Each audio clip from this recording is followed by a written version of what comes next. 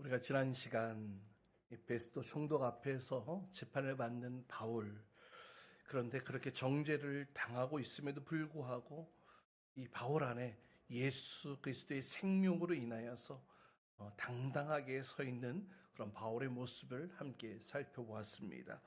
또 비록 질그릇과 같은 연약한 존재이지만 그 속에 엄청난 보물을 두셨는데, 바로 그 보물이 무엇이냐? 예수 그리스도의 생명이라고 말씀드렸습니다.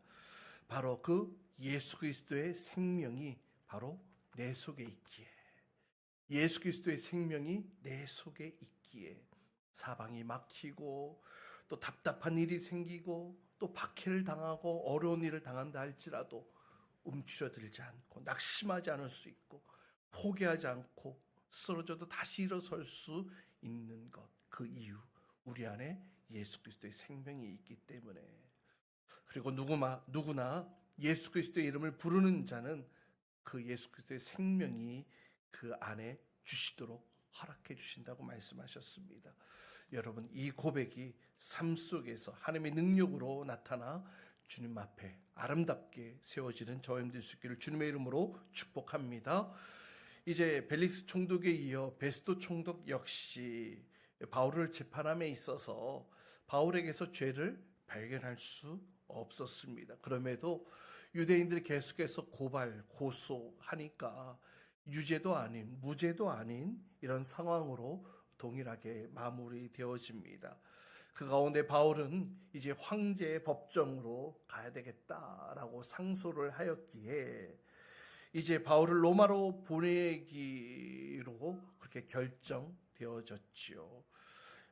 이 모든 것 하나님의 인도하심인 줄 믿습니다. 하나님께서 사도 바울을 로마로 보내셔야 했기에 그렇게 하나님께서 이렇게 이 일들을 이루어 가시는 것을 보게 됩니다. 여러분, 우리의 인생 역시 동일합니다. 나의 노력, 나의 어떤 애씀과 계획이 그렇게 나의 인생이 흘러가는 것이 결코 아닙니다. 하나님의 인도하심이 있어야 하고 하나님의 이끄심이 있어야 할 줄 믿습니다. 그 하나님의 도우심이 우리의 삶 가운데 늘 머물러 있기를 간절히 소망합니다. 오늘 베스도 총독의 재판, 이렇게 결정이 났음에도 불구하고 사실 베스도의 고민은 이제부터 시작이 된 것입니다. 사도 바울이 황제에게 상소했기에 이제 이 황제에게로 이송해야 된다고 생각을 하니까 이제 불안해지기 시작하는 거예요. 정말로 내가 이 판결을 이렇게 잘 내린 것인가? 이런 결정 내가 잘한 걸까? 이렇게 한 이후에 나에게 어떠한 일이 닥쳐오는 것은 아닐까? 또 내가 황제에게 이 죄인을 보내야 되는데, 그럼 죄명을 적어야 되는데, 그럼 죄명은 뭐라고 적어서 보내야 될까? 내가 이렇게 결정을 했는데 정말로 내가 이렇게 한 일이 잘한 것인지 걱정하기 시작했습니다. 마침 그때에 베스도 총독에게 두 명의 손님이 찾아옵니다. 아그리파 왕과 또 그의 여동생 버니게가 이 신임 총독 부임 인사하기 위해서 그곳에 방문했는데요. 마침 베스도 총독은 비교적 유대인 지역에 함께 살아가면서 유대인을 잘 알고 있는 이들에게 이 문제를 논의하기 시작합니다. 오늘 본문 13절 14절 말씀을 보면, 며칠이 지난 뒤에 아그리파 왕과 버니게가 베스도에게 인사하려고 가이사랴에게 왔다. 그들이 거기서 여러 날을 지나는 동안에 베스도는 바울에 대한 고발 사건을 왕 앞에 내놓고 말하였다. 벨릭스가 가두어둔 사람이 하나 있는데. 이렇게 벨릭스 총독, 베스도 총독은 이 아그리파 왕에게 이 판결에 대한 이런 상황들을 조언을 구하고 있죠. 전임 총독 때에 잡혀든 사람이 하나가 있는데 그 사람이 바울이라는 사람인데, 그러면서 지금까지 있었던 내용들을 요약하여서 쭉 아그리파 왕에게 이야기하는 것을 보게 됩니다. 내용은 이미 여러분들이 알다시피 동일합니다. 유대인들의 고소로 해가지고 여기까지 왔는데, 근데 그 사람에 대해서 심들을 해보니 잘못한 것을 찾을 수가 없고 또 그 잘못된 증거도 없었다라는 겁니다. 그래도 계속해서 유대인들이 고발하니까 어쩔 수 없이 이곳에 붙잡아 두고 있다. 그리고 그가 황제에게 상소를 했기 때문에 이제 황제에게 보내기로 결정했다. 이 얘기죠. 그러면서 또 묻습니다. 아그리빠 왕이요, 이렇게 내가 결정한 것이 잘한 것입니까? 내가 어떻게 하는 것이 좋겠습니까? 이렇게 베스도 총독의 고민이 참 깊었던 것 같습니다. 이러지도 못하고 저러지도 못하고 자신의 정치적 입장과 또 앞으로 자기가 살아가야 할 날들에 대한 여러 가지 고민들, 또 판결에 대한 고민들, 여러 가지 고민들이 깊었던 것 같습니다. 여러분, 이어서 18절로 20절 말씀 보세요. 우리 같이 함께 읽어볼까요? 18절로 20절까지 말씀 함께 읽습니다. 시작. 원고들이 일어나서 그를 고발할 제목을 늘어놓았지만 내가 짐작한 그런 악한 일은 하나도 없었습니다. 그들이 그와 맞서서 싸우는 몇몇 문제점은 자기네의 종교와 또 예수라는 어떤 죽은 이에 관한 일인데 바울은 그가 살아있다고 주장하였습니다. 20절. 승리해야 할지 몰라서 바울에게 예루살렘으로 가서 이 사건으로 거기서 재판을 받기를 원하는지를 물어보았습니다. 자, 이 내용들을 쭉 살펴보면 바울의 무죄에 대한 주장을 지금 베스도 총독이 이렇게 설명하고 있는 거잖아요. 내가 이 사람을 심리해 보니 형사적으로 잘못된 증거 찾을 수가 없다. 단지 발견한 것이 있다면 무엇이 있냐? 종교적 문제. 그러니까 예수라는 자가 죽었는데 그가 다시 살아났다고 하는 이 주장, 이것으로 인해 생긴 문제인 것 같다. 이 베스도 총독이 이 문제의 원인을 아주 정확하게 찝어냅니다. 이 베스도 총독이 판단하기에는 이것은 종교적인 문제이다. 예수라는 자가 죽었는데 살았다고 주장하는 것 때문에 그렇다. 이것 때문에 유대인들이 이 바울을 죽이려고 한 것이다. 근데 여러분, 이 내용을 자세히 한번 살펴보세요. 여러분, 로마의 관료인 베스도, 그리고 예수라는 사람에 대해서 전혀 알지도 못했던, 전혀 들어본 바도 아는 바도 없었던 베스도의 입에서 예수가 죽었다, 그리고 예수가 부활했다라는 예수님의 죽으심과 부활에 관한, 다시 말하면 복음의 핵심이 그의 입술을 통하여서 증거되고 있는 것을 보게 됩니다. 그리고 이 이야기를 또 아그리빠 왕, 또 버니게와 같이 다른 이들에게 이 사실이 전달되고 있는 거예요. 이것을 통해 우리가 알 수 있는 사실 한 가지가 있습니다. 지금 사도 바울이 구속되어졌고 감금되어졌음에도 불구하고 그가 변화하는 과정 속에서도 이 복음의 핵심인 예수 그리스도의 죽으심과 부활의 내용이 전달되어졌다는 것입니다. 할렐루야. 너무나 놀랍지 않습니까? 전혀 듣도 보지도 못했던 예수 그리스도의 죽으심과 부활의 사건을 이제 그 베스도도 알고 또 알게 되었고 또 전달하는 그런 위치에 처해졌다는 것입니다. 이와 같이 우리 모든 그리스도인들, 우리가 어떠한 상황에 처해져 있든지 어떤 환경에 거하든지 우리의 삶 속에 예수 그리스도의 이 복음의 핵심이 전달되어지는 복된 삶을 살아야 할 줄 믿습니다. 바로 이것이 주님께서 저와 여러분을 부르시는 주의 음성으로 들을 수 있기를 축복합니다. 다만 이 베스도는 이 참된 진리를 입으로 전달함에 있어서 어떤 감격이 있었던 것이 아닙니다. 단지 그 예수라는 사람에 대한 어떤 사실 전달을 하는 것으로 이루어지고 있지요. 정보로서의 복음의 핵심이 그의 입술 가운데 나타나고 있는 것을 보게 됩니다. 근데 여러분, 베스도의 입에서 나온 예수님의 죽으심과 부활, 그리고 사도 바울이 전했던 예수님의 죽으심과 부활, 어떤 복음의 핵심, 정보로서 복음의 핵심은 서로 별반 차이가 없습니다. 그것이 진리이기 때문에 그렇습니다. 그러나 전달하는 모습을 한번 살펴봅시다. 베스도는 그냥 사실로서, 정보로서 전달을 했지만 사도 바울이 이 예수님의 죽으심과 부활에 대해 전달하고 또 증거했을 때에는 어떠했습니까? 그의 가슴 가운데에 피가 끓어오르는 열정으로 또 감격으로 복음을 전했던 것을 보게 됩니다. 예수 그리스도의 죽으심 앞에 또 다시 사심 앞에 그의 영혼이 떨림과 같은 그런 감동과 감격 가운데 그가 복음 사역을 감당했던 것을 보게 됩니다.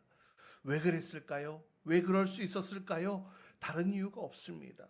바로 사도 바울은 부활하신 주님을 직접 만났기 때문이에요. 이 만남, 이 체험이 있기 전까지 바울 역시 예수라는 자에 대해서 알고 있었습니다. 그가 죽었어요. 그 사실에 대해 알고 있었습니다. 그리고 그가 부활했다, 다시 살아났다라고 주장하는 이들의 이야기 들었습니다. 그런데 그 모습, 그 이야기 때문에 그는 그렇게 이야기하는 자들을 잡으러 다니는 자로서 그의 인생이 펼쳐지지 않았습니까? 그런데 어떻게 되었습니까? 그 사실, 그 정보가 이제 내 안에 진실로 다가오게 되어진 사건이 있었어요. 바로 그 예수를 만나게 되어진 것입니다. 주님의 음성을 듣게 되어졌어요. 다시 살아나신, 다시 사신 그 예수님을 눈으로 보았을 때에 그의 인생이 완전히 새롭게 바뀌어진 것을 보게 됩니다. 그래서 완전히 달라진 인생, 완전 180도로 달라졌지요. 이전에 예수님을 믿는 자들을 핍박하던 자에서 이제는 예수 그리스도를 위한 인생으로 예수 그리스도의 그 복음을 증거하는 자로 그의 인생이 완전히 바뀌어지게 됐습니다. 예수 그리스도의 부활을 전하지 않고서는 견딜 수 없는 자가 되었지요. 매를 맞아도 전할 수밖에 없었고 감옥에 가두어도 전할 수밖에 없었습니다. 오히려 감사와 찬송과 기도 가운데에 놀라운 복음의 능력들을 날마다 경험하는 인생이 되지 않았습니까? 그렇게 그는 예수님을 만남으로, 다시요, 그는 예수 그리스도를 만남으로 인하여 그의 인생이 예수 그리스도를 위한 위대한 인생이 되었습니다. 사랑하는 여러분, 이 가운데 아직까지 예수 그리스도의 죽으심과 부활에 대한 이야기가 단지 어떤 사실로서의 정보로서 어떤 그런 사건으로 그렇게 받아들고 이해하시고 있는 분들 계시는지 모르겠어요. 물론 그것이 사실입니다. 이렇게 받아들이는 것 귀하고 참 좋은 일입니다. 그러나 우린 여기서 한 걸음 더 나아가야 됩니다. 바라기는 아는 것으로 끝나는 것이 아니라 그 부활의 예수님이, 다시 살아나신 예수님을 우리가 눈으로 보고 또 귀로 듣고 주님을 만나는 그 처음의 시간들, 처음의 사건들이 있기를 주님의 이름으로 축복합니다. 여러분, 아는 것과 체험하는 것은 완전히 다른 거잖아요. 비록 성경에 대한 지식이 부족하다 할지라도 여러분, 예수님을 사모함으로 직접 만나보세요. 그럼 예수님의 사랑이 무엇인지가 느껴지게 됩니다. 예수님의 은혜가 무엇인지 느껴지게 됩니다. 이전에 예수님의 사랑, 예수님의 은혜에 대한 이야기를 들었지만 그것이 어떤 것인지 감히 감잡을 수 없을 정도로 그것에 대해 내가 무감각했을 거예요. 그러나 예수님을 만나보세요. 예수님을 만나보세요. 그때 예수님의 사랑이 무엇인가를 알게 되고 예수님의 은혜가 무엇인지를 느끼게 될 것입니다. 달라지는 거예요. 완전히 달라지는 거예요. 여러분, 아는 것과 경험하는 것은 완전히 달라요. 예수님의 제자들 보십시오. 예수님의 제자들 그 가운데에는 지식적으로 뛰어난 사람들이 많지는 않았습니다. 그러나 그들이 예수님을 직접 보았지요. 예수님 말씀을 직접 들었지요. 만졌죠. 대화했지요. 이런 예수님과의 경험, 이런 관계들이 있었기에 그들이 예수님을 위해 일생을 헌신할 수 있었고 더 나아가 마지막 순간에 순교의 자리까지로 나아갈 수 있었던 것을 보게 됩니다. 다윗은 시편 34편에 이렇게 고백합니다. 우리 같이 함께 읽어봅시다. 시작. 너희는 여호와의 선하심을 맛보아 알지어다. 그에게 피하는 자는 복이 있도다. 여호와의 선하심을 맛보아 알지어다. 여러분, 소금도 찍어 먹어볼 때 진짜 짜구나 라는 것을 느끼게 되는 것이죠.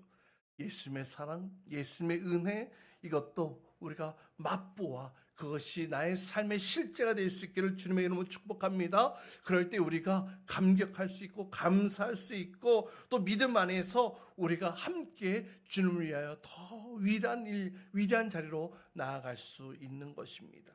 특별히 여러분 이번 수련회 내가 예수 그리스도를 믿는 믿음으로 고백하고 또 신앙의 고백으로 침례식을 하게 됩니다. 물에 잠김과 동시에 내가 예수 그리스도와 함께 죽습니다 라는 고백을 하는 것이고 또 물속에서 다시 올라올 때에 내가 예수 그리스도와 함께 다시 살게 되어졌습니다 라고 고백하는 이 침례식, 여러분 이 침례식 가운데 부어주시는 아주 특별한 은혜가 있습니다. 예수님도 침례 요한에게 침례를 받으실 때에 하늘에서 음성이 들렸던 것과 같이 이 시간 하나님께서 각각 개인에게 또 그곳에 참여하는 모든 우리 공동체에게 하나님께서 주실 특별한 은혜가 임하게 될 줄 믿습니다. 기대함으로 또 사모함으로 침례 신청서 작성해 주시기 바랍니다. 저도 기도하면서 기대함이 너무나 있더라고요. 하나님께서 우리 공동체 가운데 첫 번째로 이 침례식을 허락해 주셨는데 하나님께서 얼마나 위대한, 얼마나 기쁜, 값진, 귀한 보물을 우리에게 허락해 주실까 사모함으로 기도하고 있습니다. 여러분도 함께 사모함으로 수련을 위해서 기도해 주시기를 부탁드리겠습니다. 여러분 다시 19절 말씀 보세요.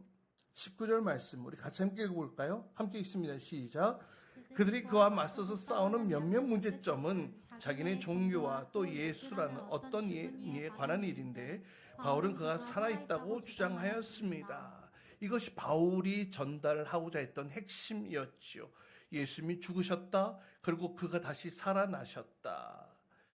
바울이 유대인들과 충돌이 일어나게 된 특별한 이유가 무엇인지 아십니까? 바로 이 일 때문에 그래요. 이 말 때문에 그래요. 부활하신 예수를 믿어야 구원을 얻는다라고 했기 때문에 유대인들과 충돌, 심각한 마찰, 심지어는 죽이려고 들었던 것이죠. 근데 여러분 잘 보세요. 바울, 모세율법 부정하지 않았어요. 유대인들이 믿고 따르는 이 모세율법 부정하지 않았고요. 선지자의 말들 부정하지 않았습니다. 다만 차이점이 있다면 예수를 믿어야 구원을 받는다. 이것 하나가 달랐던 것입니다. 이것을 제외하고 나면 유대교와 기독교는 사실 큰 차이가 없어 보입니다. 하지만 바울이 믿고 전파한 그리스도교에는 예수가 있습니다. 유대인들에게는 예수가 없다라는 이 사실이 이 두 종교를 구분하게 되었고 따라서 그리스도교는 구원이 있는 반면 유대교는 구원이 없다라는 것이죠. 우리는 여기서 왜 꼭 기독교에만 합니까? 라는 질문을 하게 되어집니다. 복음을 전하다 보면 우리가 여러 가지 받는 질문들 가운데 하나는 꼭 왜 기독교만 믿어야 합니까? 꼭 기독교에만 구원이 있습니까? 세상에 수많은 종교들이 있는데 기독교만 독특한 것이 무엇입니까? 어떤 종교든지 그냥 정성을 다해 열심히 잘 믿고 따르면 되는 것 아니겠습니까?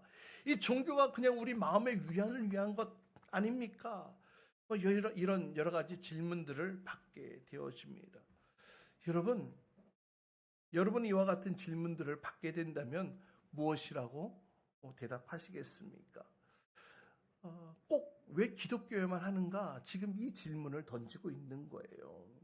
사랑하는 여러분, 우리는 이 질문에 분명한 대답을 가지고 있어야 할 줄 믿습니다. 왜 기독교가 참 종교인지, 왜 기독교 안에 구원이 있는지 분명하게 알려줄 수 있어야 됩니다. 세속적인 관점으로 기독교를 들여다보면 다른 종교와 별반 다를 바가 없어 보입니다. 어떤 종교적 행식, 형식, 그 다음에 어떤 제물을 바치는 것, 모든 종교에서 공통적으로 보여지는 내용들입니다. 또 대부분 종교에서 착하게 살고 선을 가르치고 바르게 살 것을 가르치죠. 사랑할 것을 가르칩니다. 기독교도 마찬가지입니다. 이렇게 보면 기독교와 다른 종교가 별반 다를 바 없어 보입니다. 인류학자들은 그러더라고요. 인류의 종족만큼이나 종교도 다양하게 형성된다고 말이죠. 그러니 그들의 시각에서 기독교 역시 수많은 종교들 가운데 하나로밖에 보여지지 않는 것입니다. 그래서 요즘에는 이 종교다원주의가 성행하고 있어요. 그러니까 이 종교다원주의가 무엇이냐? 모든 종교에 다 구원이 있다라고 주장하는 거예요. 그래서 종교 간의 갈등할 필요 없다. 종교 간에 서로 싸울 필요 없다. 서로 인정하고 서로 존중하고 서로 연합하면 좋은 것 아니겠느냐. 이렇게 얘기를 하죠. 여러분 이와 같은 이야기 들으면 참 그럴듯해 보입니다. 좋아 보이죠. 종교가 서로 연합한다. 싸우지 않고 함께 하나가 된다. 좋아 보입니다. 그런데 여러분 이와 같은 이야기들은 기독교와 다른 종교 간에 뛰어넘을 수 없는 극명한 차이가 있다는 사실을 모르고 하는 소리입니다. 그것이 바로 기독교만 믿어야 하는 이유가 되는 것이고 기독교에만 구원이 있는 이유가 되는 거예요. 사랑하는 여러분, 그것이 무엇인지 아십니까? 그것이 무엇인지 아십니까? 전도서에는 사람에게 이 영혼을 사모하는 마음을 주셨다라고 얘기를 하고 있어요. 하나님께서 모든 각 사람에게 영혼을 사모하는 마음, 그러니까 영원한 것, 무한한 것을 사모함으로 각종 종교들이 만들어지게 되었던 것이죠.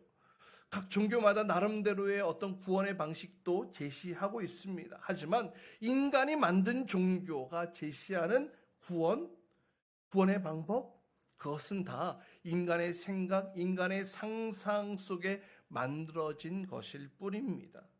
따라서 이것을 바른 구원이라고 이야기할 수 없을 것입니다. 구원은 인간이 원한다고 다 주어지는 것이 아니듯 인간의 방법으로는 구원에 이를 수가 없는 것입니다. 여러분 생각해 보세요. 늪에 빠진 사람 스스로 구원할 수 있어요? 구원할 수 없죠. 죄에 빠진 사람도 스스로 구원할 수 없습니다. 그래서 구원받기 위해서는 늪에 빠진 사람 외부에서 바깥에서 줄을 던져주지 가지를 던져주지 해서 끌어내야 되는 것이죠. 다시 말하면 구원의 줄을 던져주어 그 줄을 잡고 나올 때에 살아나게 되는 것입니다. 여러분 이 구원의 줄이 무엇입니까? 바로 기독교가 제시하는 이 구원의 줄은 바로 예수 그리스도.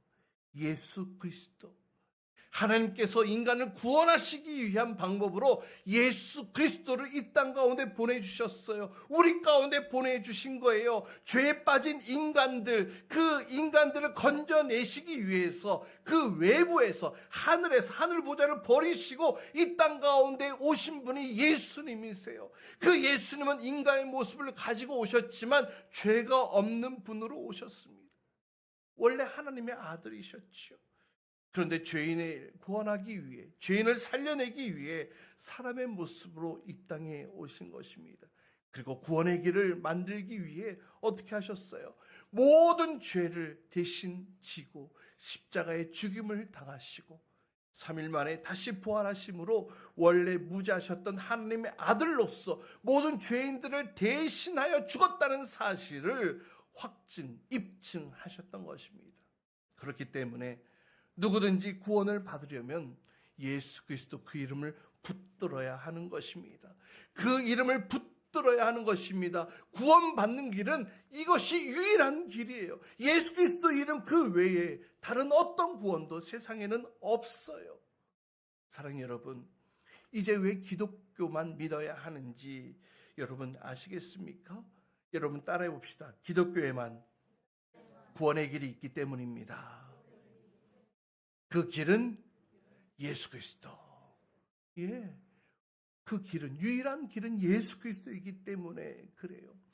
유대교와 그리스도교와의 차이, 이 예수 그리스도 이 이름 때문에 달라졌던 것인데요. 그런데 그 안에 생명이 있고 그 안에 참된 구원이 있기 때문에 이 예수 그리스도 그 이름이 있는 그 곳에 우리가 머물러 있어야 한다는 거예요. 여러분 25절 말씀 보세요. 25절 아그리빠가 베스도에게 말하기를 나도 그 사람의 말을 직접 들어보고 싶습니다 하니 베스도가 내일 그의 말을 들어보십시오 하고 대답하였다. 베스도의 고민을 들은 아그리빠는 그럼 나도 한번 그 사람 만나서 이야기를 한번 들어보아야겠소라고 요청을 하지요. 그러나 사실 아그리빠 왕에게는 이 재판의 결과는 사실 관심 밖이었습니다. 그의 관심은 다른 데 있었는데요. 사실 이 아그리빠 왕은 헤롯 가문, 헤롯 왕에 대한 이야기 아마 여러분 이름은 많이 들어보셨을 거예요. 이 아그리빠 왕은 헤롯 가문의 마지막 왕으로서 정확하게 표현하면 아그리빠 2세입니다. 오늘 우리 성경에 아그리빠는 아그리빠 2세입니다. 그의 증조부인 헤롯 대왕 누구입니까?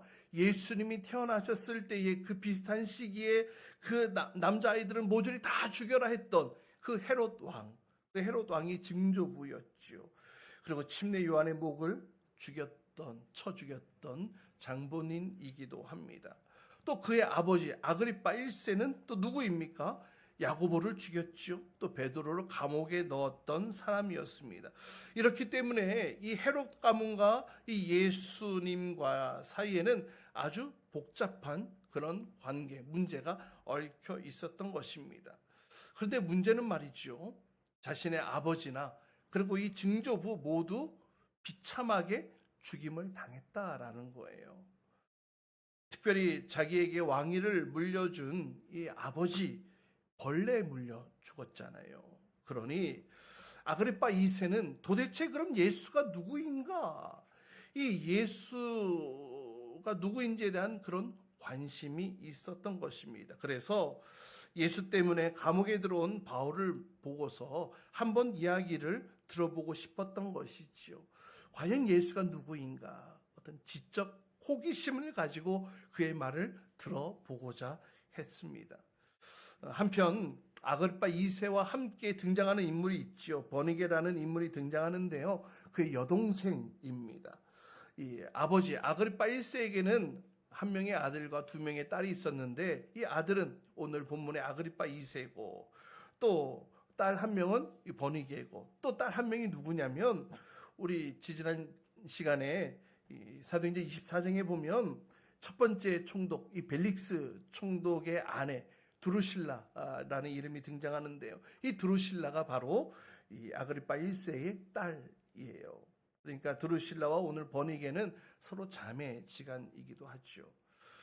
이렇게 헤롯 가문과 오랜 시간 동안 연관을 가지고 있었기에 아그리빠 왕은 바울을 보고 싶어 했고 또 그의 이야기를 듣고 싶어 했습니다. 그래서 바울을 만납니다. 이야기를 나누었습니다. 또 그 가운데 바울은 복음을 전했습니다. 그런데 이 아그리빠 왕은 그 복음을 받아들이지 않습니다. 오히려 호통을 치고 이 대화는 끝나게 되어지는데요. 여러분 아그리빠 왕 복음을 들었습니다. 호기심을 가지고 들었어요. 관심을 가지고 들었어요. 하지만 구원에 이르지는 못했습니다.